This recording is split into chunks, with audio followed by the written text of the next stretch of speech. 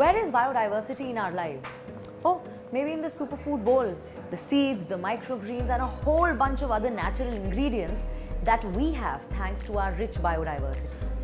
These areas of life depend on the preservation of that biodiversity, even if we aren't aware of the key role that it plays.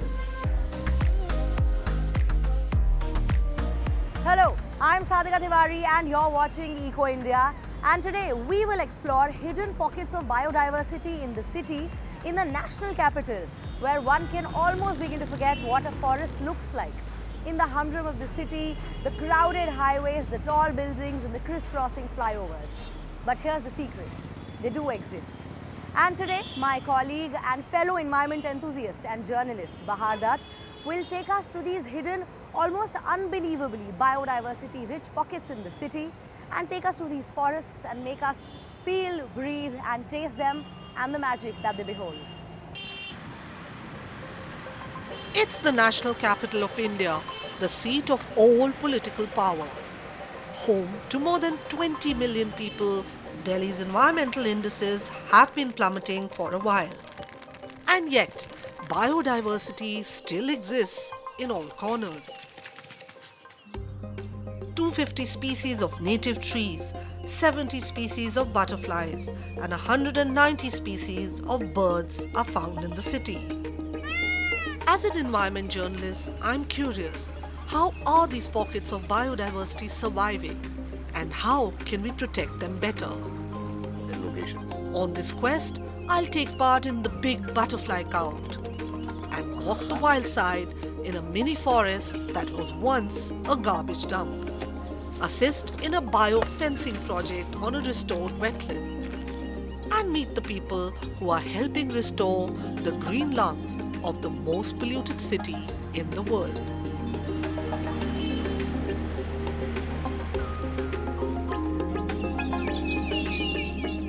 Samarth Khanna was just 16 when he noticed a garbage dump close to his home. He's invited me for a walk in the mini forest he created from scratch. Welcome to the mini forest of Faridabad. So this is the little forest that we have managed to create. This is like a nature wonderland. Yeah. So it was once a garbage yard, which the children took upon the challenge and have created a beautiful forest on this patch of land. Quite honestly, what I was expecting was a tiny patch of land with some trees. But as we walk around, I realize Samarth has done so much more. And I can see that you have all layers of the canopy here. There's the undergrowth, you have trees which are, growing tall. And it's time to get a taste of the forest. It has fruits which... Can I eat it? Yeah, you can try it. Okay, let's see how this tastes. And it has a beautiful dye that also comes out of it. So if you just see the color... It's a little bit bitter though. It's not yet ripened. Okay. It's yet to be ripened, but the birds don't spare it. So if you see it on the branch, it means it's not ripened. And it leaves a lovely purple color. Lovely purple color. And there are surprises on every corner. In both these wetlands, super clean. Yes. Right, it's crystal clear, and that is because of the aquatic vegetation I that can we see have. some tadpoles inside. Right, they're all frog babies, and lots of fish which get eaten by kingfishers, herons, and all that. But in a city where land comes at a premium, how can we design our cities for these tiny creatures? So a little change in design. When we design with nature, we do have a walking track at the mini forest, but it's a walking track that absorbs water. It's a walking track that allows minerals for butterflies to do mud puddling, and it allows the water to seep down. So maybe if we can design with nature, with a little change in the designs, we can still have the greenery around us. We can still have the paths for cycling and roads and paths for walking. Samarth's dream is to create mini forests across India, and he's only just begun.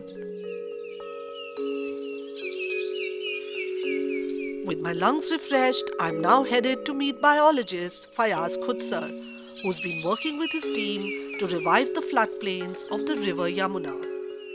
When you look at river Yamuna, which travels about, say, 40 to 45 kilometers from Palla to Okhla, the moment it crosses Wazirabad, quickly rivers become a sewer. When your system is almost dead, not providing any ecological services, then what is the answer?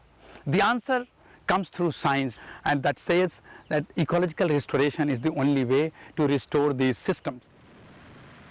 As the city of Delhi grew, so did the pressures on the river. The floodplain was destroyed over time, and its forests, grasslands, wetlands, and wildlife was all lost.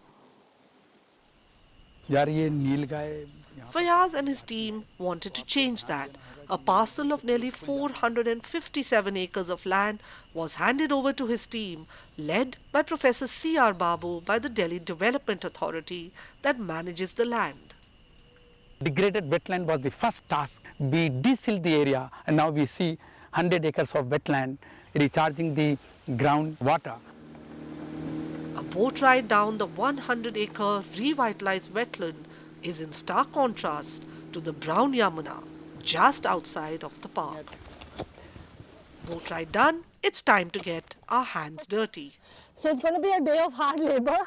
What we're basically trying to do over here is with Fayaz and his teammates here is create a biofence. So as Fayaz is just securing this, as you can see, look at the sharp thorns. And imagine if you're a herbivore just coming here to have a juicy bite of this plant, you're going to want to stay away. And now what we're going to do is just take a piece of string and tie it all around to secure it. So we protect this plant until they grow, go out of reach of nilgai. Enthused by the success of the biodiversity park, the government gave Fayaz and his team more land. He is now managing 7 such parks across Delhi that are now precious repositories of the city's natural wealth. My last stop is at a private resort. I'm going to meet nature educator Suhail Madan. It's the time when Delhi is abuzz. A private ecotourism resort has invited volunteers to come and count butterflies on their property. Before we start the big butterfly count, some instructions from Suhail on the rules of the game. The 2 important things is 1, your location, and 2nd, your starting and end time. Instructions complete, we fan out to note as many species as we can under the able guidance of Suhail. The butterflies keep us in a tizzy as they frolic around us. I'm curious to know from the owner Ashwini why this initiative is important to him. Like the 4 forest zones here are supported completely by recycled water. So first, we don't deplete your groundwater. Second, we put to use recycled water, which people call wastewater. I call it liquid gold. And this is how we are putting these various forest zones together. And the resort, the golf course, the homes are incidental to the forests and not the other way around. And it's time for Suhail to reveal the final count. We have about 22 species of butterflies and 76 individuals. Wow, well That done, we've done. guys. We actually got some data. Yeah. Suhail with his citizen science initiative, Samarth with his mini forest, Fayaz with his passion for the biodiversity parks may seem like a handful of people in a city riddled with problems. But they've left me with so many ideas on how biodiversity can be better protected in our cities.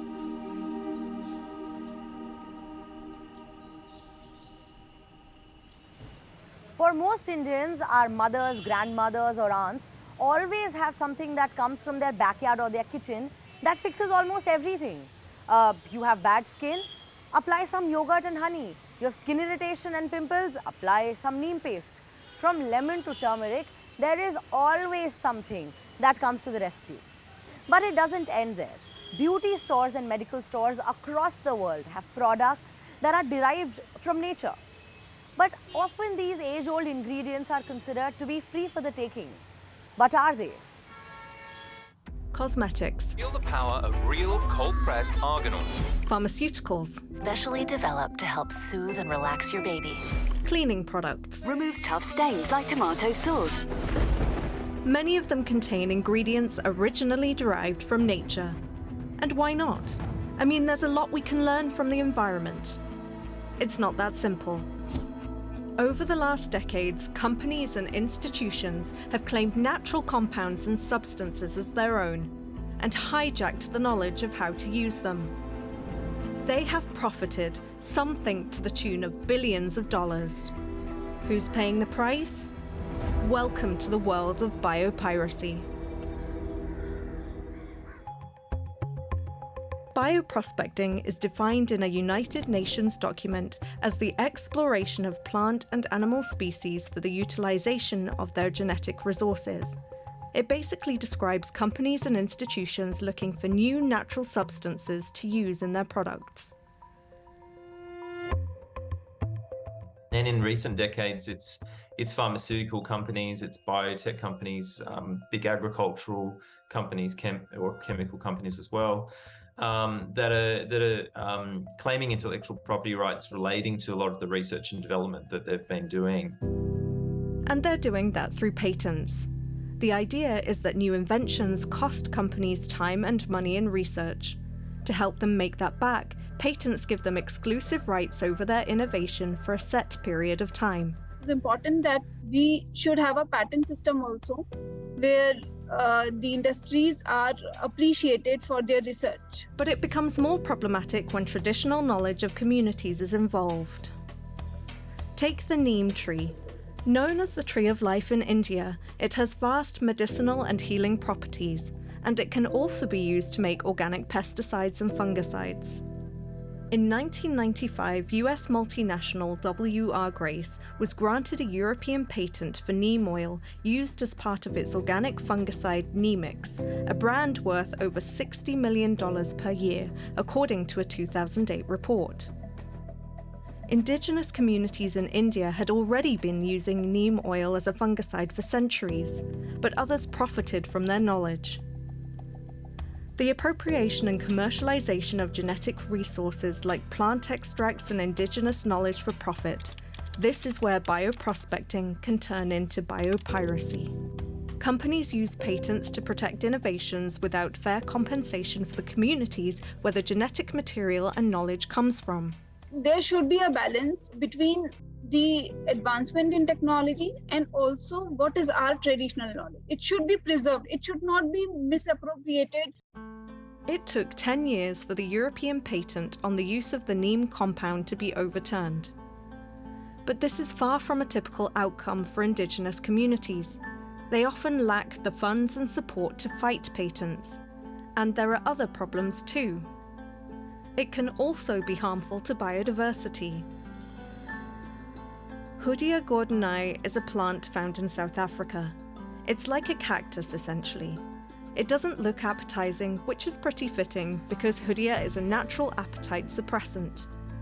The San people of the region used the plant to keep them going while hunting, but its properties made it very attractive for business research.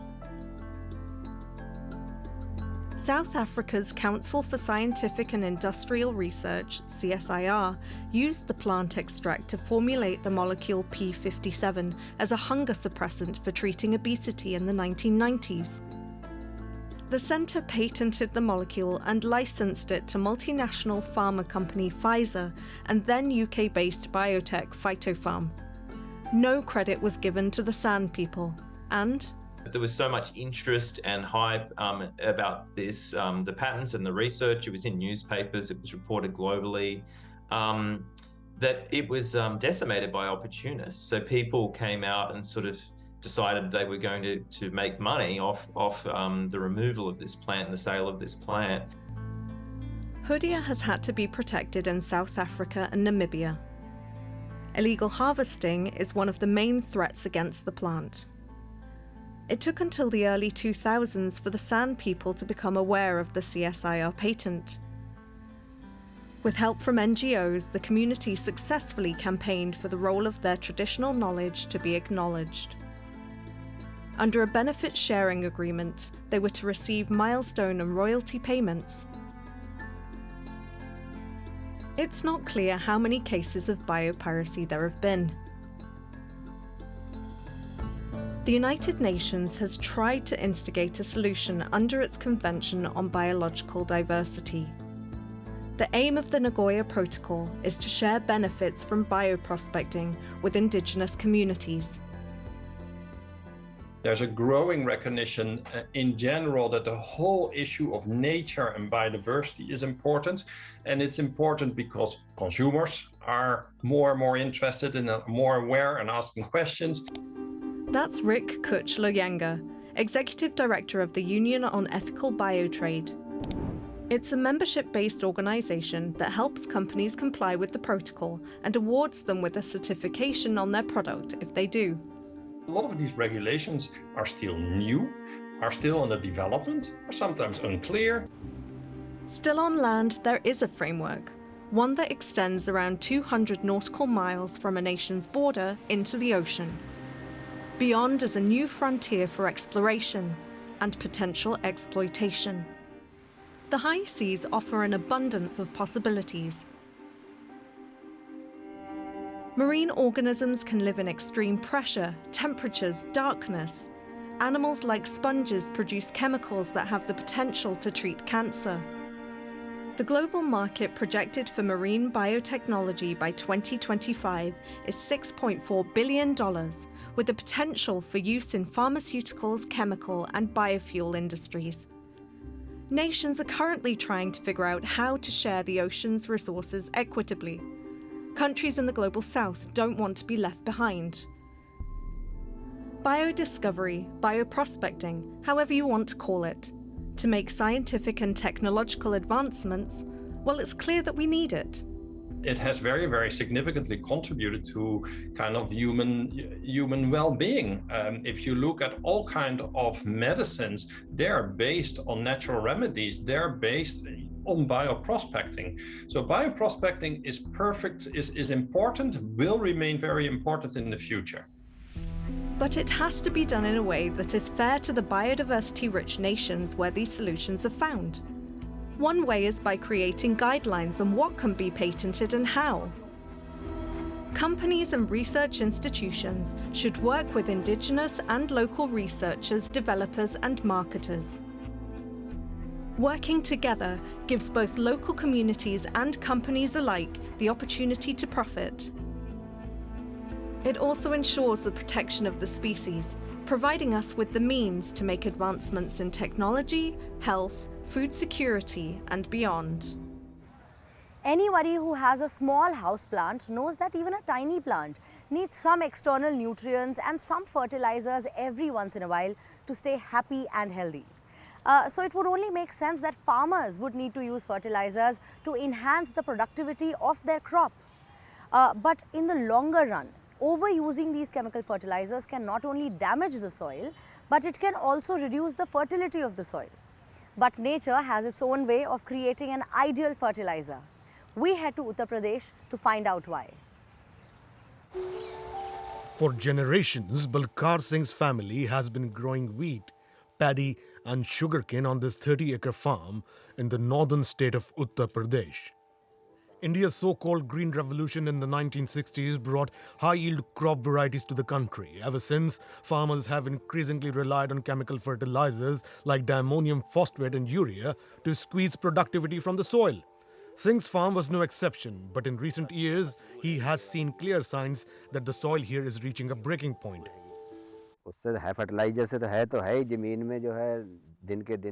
Over time, fertilizers have robbed the soil of its moisture. It is becoming less productive and needs more water every season. The more we use fertilizers, the more water we need. Eager to break this vicious cycle, he took part in a workshop at a nearby compost factory and discovered vermicomposting, a natural way to encourage plant growth by using earthworms. Vermicomposting is a biological process that treats dairy and crop waste as food for earthworms. The earthworm ingests biodegradable substances and digests it. बायोडिकम्पोजेबल चीज़ों को ingest करता Its है, खाता guts है। have certain microbes and enzymes, and the pH is such that the form it excretes, its castings, are vermicompost. वो excreta ही vermi compost का नाम दिया जाता है। One Yadav is working to spread the word on the benefits that earthworms bring to farming. The crawlers have long been recognized as the living, breathing engineers of the underworld and play a key role in our soil ecosystems. Their castings contain a range of vital nutrients that plants need, including nitrogen, phosphorus, and potassium. जहाँ कहीं पे भी organic manure या Vermicompost is good because it makes the soil crumbly, thereby increasing its moisture holding capacity over time. धीरे-धीरे करके moisture जो holding capacity उसको बढ़ा देता है। One of the people she has won over to the cause of vermicomposting is entrepreneur Pratik Bajaj. I have always been drawn to nature. I used to love playing with earthworms as a kid, but I never imagined that earthworms would one day lead me to start my own business. He began his business with one aim: to develop a viable competitor to chemical fertilizers that cost half the price of most vermicompost brands in the Indian market. It took us 1.5 years of experimentation to find the right processes. I tried out different techniques to address problems which no vermicomposting manual seemed to address. Like how should you save the vermicompost from rainfall and its harmful effects on the compost. We had to evolve our own answers to such problems. We had many failures along the way, but we also had many successes. Successes that resulted in a product priced to compete with chemical fertilizers. At Bajaj's compost production facility, they begin by collecting cow dung from nearby dairy farms. This dung is laid down in shallow, 10-meter-long pits where it rests for about 10 days. This period of pre-composting kills parasites and releases most of the heat that the organic material carries. At the end of this period, earthworms are added into the piles of pre-composted dung. The earthworms eat their way through the pile, and the excreted material is the vermicompost that is the end product of the process. Light and temperature have to be kept to a minimum throughout the 3 months it usually takes for the worms to eat through the entirety of a pile such as this. The worms are separated out, and the moist vermicompost is then dried and prepared for packing. After testing the quality of the contents, it is sealed and sent off to customers. आजकल किसान हर चीज़ में chemical fertiliser use कर रहा है, तो vermi compost पे पूरी तरीके से आने में Today we see that farmers are using chemical fertilizers everywhere. So shifting to vermicompost might take some time. But if we progress as we have been, we will get there sooner rather than later. It has many benefits for farmers in reducing cost and increasing productivity, and the end consumer, whether of wheat or paddy, would get better quality food. गेहूं का हो, उसको खाने में भी अच्छी चीज़ मिलेगी। Pratik also trains farmers and helps them make the switch to vermicomposting. He has run workshops for over 1,000 farmers until now. Farmers like Manpreet Singh, who recently decided to replace chemical fertilizers on his sugarcane farm. Actually, अभी तो लोग Right now, people see what we are doing and mock us. They say we are knee-deep in dung all day, but we don't care. We are focused on the results, how we can make sure that what we consume, wheat, bread, pulses and rice, is chemical-free. Pure बनाने की कोशिश कर रहे हैं. Indian companies have long been exporting vermicompost, but farmers at home have been slow to embrace the method. The hesitation likely stems from the fact that it takes 3 to 5 years for the soil to adapt and deliver the same productivity as with chemical fertilizers.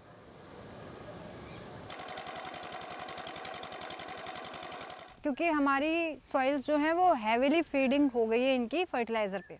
Since our soil is accustomed to and heavily dependent on fertilizers, initially there is a reduction in yield. That is why there should not be a sudden switch to vermicompost.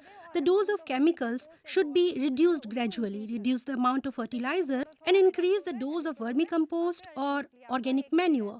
जहाँ पे आप 10% chemical डालिए और 90% वो डालिए। Farmers in this region have begun recognizing the need to save their soils from the damage caused by chemicals. They are confident that vermicompost will ensure that their farms stay productive. while saving water resources and putting healthier produce on people's plates.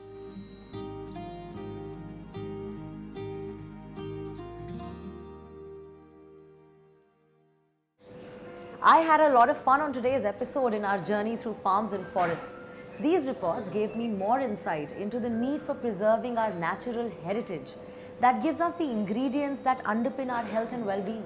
But you let me know, what did you like the most about today's episode and what would you like to see more of? You can write to us at ecoindia@dw.com. Keep coming back every week as we explore more about our environment. Until then, have a great week. See you soon. Namaskar.